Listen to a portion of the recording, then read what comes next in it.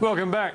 Property princess, our own Margaret Lomas, having a quantity surveyor in your own corner when you go to invest in property, she says is absolutely critical. Brad Beer is Managing Director of BMT Tax Depreciation, and he joins me to explain why. Mate, thanks for joining us in the program. Thanks, Peter. I've got to say, when you decided to come up with a name like BMT Tax Depreciation, you really were trying to excite the market, weren't you? You're really trying to excite the market. Look, it's not the most exciting topic. We're in tax, we're in depreciation. There's nothing highly positive about the world on those two terms, I guess. Yeah, but I guess the bottom line is that normal people don't realise how exciting depreciation can be when it comes to property investment. Look, and it's something that people don't really understand very well. Oh. They want to get in and invest in property and don't really understand probably some of the fundamental things that make a big difference to the cash flow. So many investors just kind of go off to their accountant and think, I need to do all my taxes now. What's depreciation? So we help to try to educate that, I suppose. Yeah, and I think a lot of people presume that an accountant will actually know everything there is to know about deductions associated with property investment. But I think history has shown that some do, but a lot don't. Has that created an opportunity for you in a sense? Look, there's a couple of things. One thing's about legislation that says they want it based on some actual real costs. Yeah. And so it comes down to a compliance as opposed to just a knowledge. The accountant that understands the compliance necessity or wants the risk taken away from them, I suppose, will go in and get it done properly. But then we're a specialist in doing that and that only. So we work alongside the accountant all the time. We're like their friend. We're the accountant's friend. We complement what they do. But not all accountants use a quantity surveyor, because I should explain to the audience, you are a quantity surveyor. And once again, it sounds like an unbelievably sexy term like actuary or chartered accountant. So tell us what a quantity surveyor actually does. Yeah, and when you talk about that term being exciting, you could kind of call us a brick counter sometimes. We're a specialist in measuring and estimating construction costs of buildings. Yeah. So we can count the bricks and tell you how much they're going to cost to put there. And people who actually do major renovations without a quantity surveyor really get big shocks, don't they? Well, yeah, look, that or even just construction in general. Like, banks employ quantity surveyors to tell them whether or not we should loan this guy $30 million to build something. I mean, it could be 25, it could be 35 million and to build it. We go in and measure the bricks and mortar and we measure everything up and say, current market says, yes, you should be able to build it for this much money. Yeah. And traditionally, a quantity surveyor is a measurer and estimator of cost of construction and how much of everything's in that building. Okay, but now tell us how, and Margaret always says it's really important, it's worth investing in a quantity surveyor when you go into a property investment, because whatever they charge you, you'll make it back. I think she said 13 times lately. That seems like a massive exaggeration. Is that a number that you and her agree with? Look, 13 times is maybe what she got out of one that we did at some point. Okay. That's good investment for you. Definitely.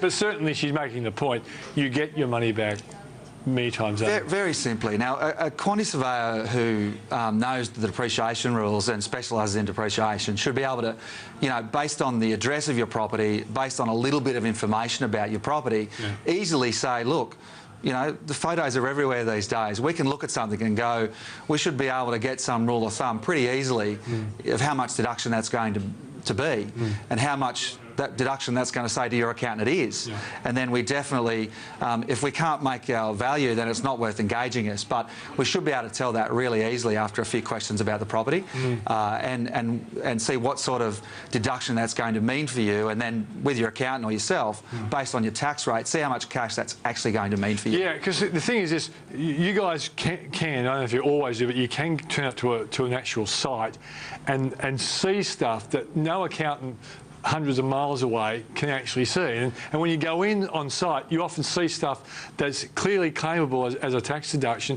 which a lot of people might miss. Well, I guess the fundamental thing is we actually visit the property and we know what we're looking for. Yeah. So not as opposed to going, well, that's a 3-bedroom house, wherever it is, we actually go out there. My team are trained to actually find everything in that property we can to maximise that deduction. Yeah. We pull together a report of all of those things, of cost on those things, that tax office will accept, and tell the accountant, yes, you can claim $10,000 against this property. I'm just thinking outside the square here, because I always like to do it when it comes to tax, but also stay within the legal part of the square as well. But so, for example, if your team turned up and saw in this apartment that you were buying, there was, and you're going to rent out, there was like a very ornate pelmet that was probably cost $1,000 to put in there for the curtains. That effectively would be depreciable. Yeah, in anything, like when you look at the whole construction, whether it's the curtains, the pelmet, the furniture, it all has different rates of claim. But the carpet. The carpet. We're going to go and find what those things are to be claimed at and actually put them together into something to tell the accountant who, rather than guessing from somewhere, because we have a look at it and we're thorough, we'll find everything. And look, things like renovations make a big difference to the depreciation claim. Someone might have renovated the property before you bought it. That makes a big difference. So it's brand new, you might have, what, 20 years of depreciation? Well, 40 actually. But if it's second-hand, different things have different rates. It depends how second-hand it is. Yeah. If it's 10 years old, it's got 30 years to go. Yeah. If it's 100 years old and someone spent a lot of money 5 years ago, that makes a big difference to the numbers. Well, we are running out of time, mate. I should have given you more time because it's an exciting topic, because it is exciting. So really what you're saying is this, that someone who might have a negatively geared property and is kind of having to find cash to make up, after all these deductions, they can end up being in positive territory. Yeah, especially because it's a non-cash deduction. So it's not something you pay out to get a deduction. It's the building getting old and wearing out, so you get more deductions that you don't actually pay for. So it makes definitely quite often makes a property that was negatively geared into something that is positively geared after you've done your tax return, putting money back in your pocket instead. Brad, very good stuff. I'll get you on again because I just thought you were worth 7 minutes, but you're clearly worth a lot more than that. Nice to talk to you, mate. Great, thanks, Peter. Very good information.